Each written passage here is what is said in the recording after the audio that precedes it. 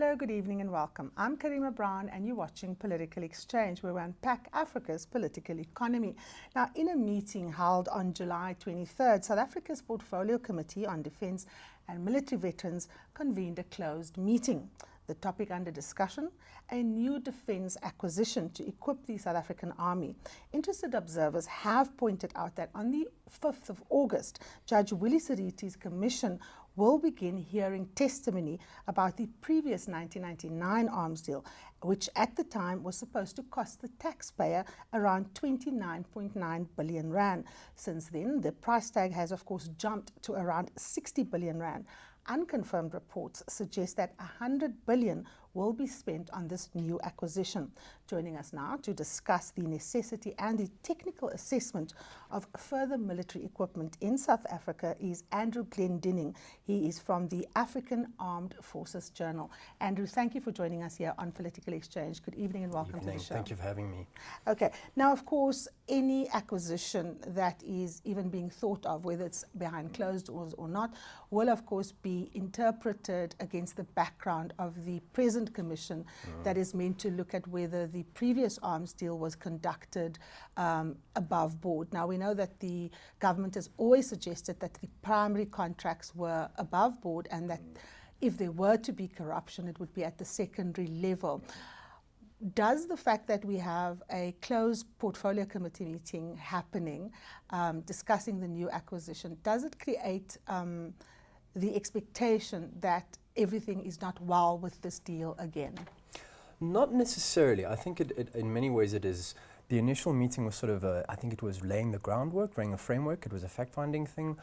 The secrecy, they maintained in some instances that it was to deal with sort of maybe the technical aspects of the contracts rather than the substantive package as a whole. But I mean, overall, I think that it's slightly different to what happened before. How so? Well, the focus is more on the Army rather than on the Air Force and the Navy. So there's a lot more emphasis on, it's more replacement than acquisition. I think that's the big distinction to make. If one looks at what is suggested that we're going to be acquiring, there's been in the recent incidents where our troops lost their lives in the Central African Republic, there was a big focus on how equipped we were, the kind of weaponry that we were having, many arguing that our troops were completely unprepared, flat-footed, and they were outgunned essentially. Do you agree with that? And is it time that the Army does, renew or, acquire more modern, more efficient weaponry? Definitely. There's a huge pressing need at the moment for new equipment, specifically for the Army.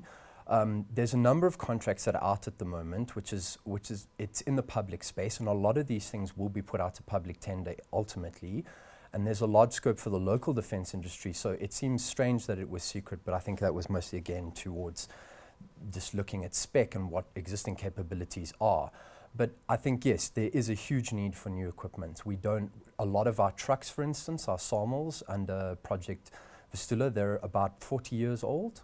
And they can't be maintained, and the cost of maintenance now is rising considerably, and the serviceability of the fleet is quite low. So financially it would probably be making better sense to acquire new equipment rather than spend a lot of money on servicing equipment that is out of date. Well, we have done that to date. The upgrades there have been some minor upgrades, but we can't continue to do that. The vehicles are reaching end of life. Now take us through what is being acquired. You were speaking that a lot of it is going to come to the local defence industry. We know that Denal is trying to do business in a very tight global financial environment. What kind of weaponry is being acquired, and how much of that is going to be coming from the South African end? It depends on the project specifically, but I mean, there are a lot of things at the moment out that are more along logistics lines, actually, rather than weaponry. This is one of the maybe the misconceptions at the moment, is we aren't necessarily buying strike capabilities. A lot of it's trucks, it's Mambas and Caspers, it's armored personnel carriers. They have just issued the preliminary purchase agreement for Hoefyster, which is the infantry fighting vehicles to replace the Rattles. They do have offensive capability, but it's more, again, it is a necessity. And it's the thing there, specifically within the local defence industry, is that about 70% of the contract will be executed in South Africa. as still part of offset agreements, but mostly in terms of looking more at local content and within the defence industry rather than spending outside the defence industry. What is interesting is if one looks at that shopping list of what is going to be acquired, many people were arguing that there are no ambulances. And of course we require that. We know recently former President Nelson Mandela was carted to the hospital. And of course we know that the Defence Force is responsible and the ambulance broke down. I mean, what kind of considerations goes into compiling a shopping list as this, given the fact, as you say, a lot of what we're acquiring is in fact supportive, is logistical? I mean, I think there's a large component of that. It's very important, like you say, the ambulances make the case perfectly about how badly in some ways the military has been neglected, specifically in terms of new equipment. I mean, the budget at the moment for defence is about 40 billion, which is 1.2% of our GDP. That's operational. So the operational budget typically only covers salaries. We do need capital acquisition, which is where this 100 billion figure comes from.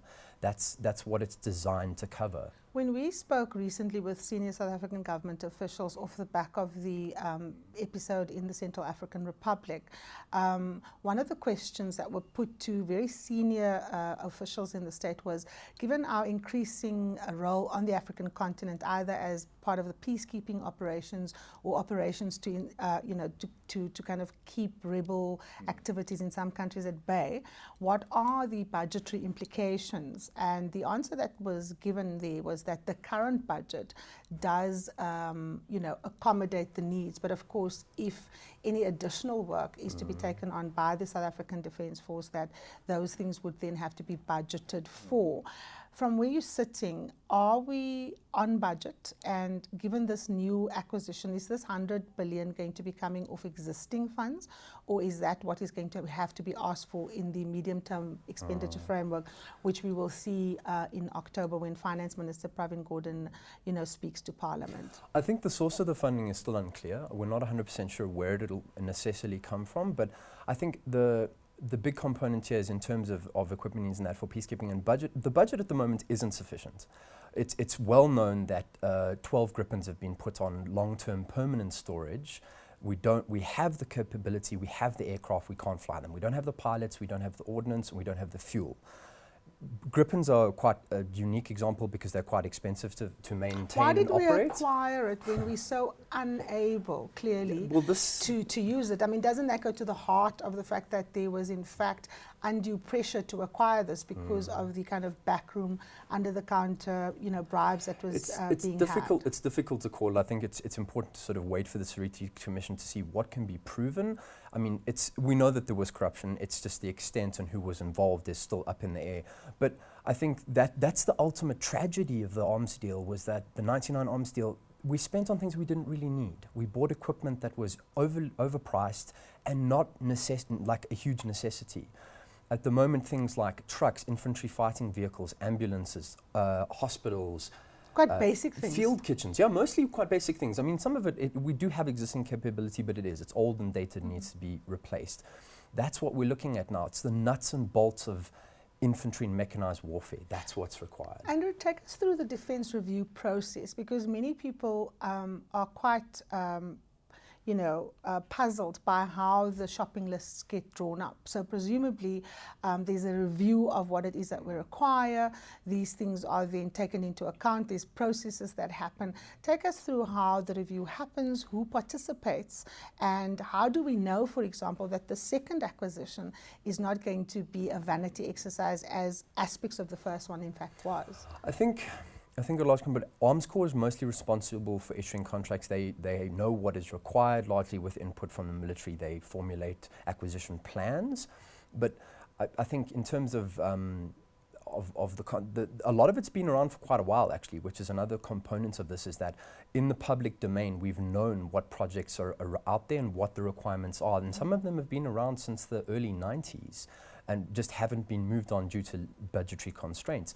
But I think because of the initial arms deal, the 99 arms deal, because there was so much public attention on it, I think it's become quite a toxic issue, that there will be far more scrutiny on the new things, and especially with the involvement of local industry. Right. I think there'll be less scope for corruption to creep in. For instance, again, offsets. a lot of offsets on these huge multi-billion rand purchases of unique weapon systems, they're not going to creep in as much. A lot of local content, a lot of change lessons have been learnt as well. So I think the focus is going to shift more to domestic stuff, and there is perhaps a lot more monitoring and evaluation that can go into domestic industry. Mm-hmm. Now, we spoke earlier about the fact that the meeting took place behind closed doors, and of course questions of defence is important. You don't want hostile countries to know what it is that you are acquiring. There are elements of national security attached to it. But isn't it important, though, given what we've experienced in the past, that there is a commitment to transparency, and that the efforts that the state make is supposed to lend itself to reassuring the citizens of the South Africa that money is not going to be misspent? I think there's two things here. I mean, like I said, a lot of lessons have been learned from the first arms deal, and I think because of the high-profile nature of the arms deal and the political implications that go along with it, there will be a lot more civil society sort of involvement and monitoring and evaluation, a lot more public attention paid to the second deal. But at the same point, it's an initial meeting. It was a fact-finding thing. They weren't sitting there drawing up a list of equipment requirements and writing checks for them today. They're being investigated. It's sort of more it's a briefing rather than a final order book being confirmed. So how do we get to the final order book? What's the steps that now need to be followed? I think there'll be more public consultation, perhaps, and there'll be some hearings. I believe it's been postponed till about September. They shall be looked at again. And these hearings, are they public hearings? Are members of the public able to attend? Can people get the rationale behind why this is required? How does it work? A lot of them, because it is defence equipment, it's already in the public space, so necessarily public participation in this may be limited, but there will be a lot more observation and perhaps monitoring and evaluation from, like, say, civil society, for instance. There's also this public expenditure rules and regulations that will have to be followed again on this kind of thing, and it might have been tightened up since the arms deal. But I think because this stuff is public access knowledge, I mean, it is out in the defence sphere. We know what the projects are. We know what Arms Corps is looking for. We know the project names, the scope. It's out there. It shouldn't initially have been made secret, perhaps. Maybe just that it was looking at existing capabilities, and they didn't want public knowledge of exactly how far they need to go or how little serviceable defence equipment we currently have.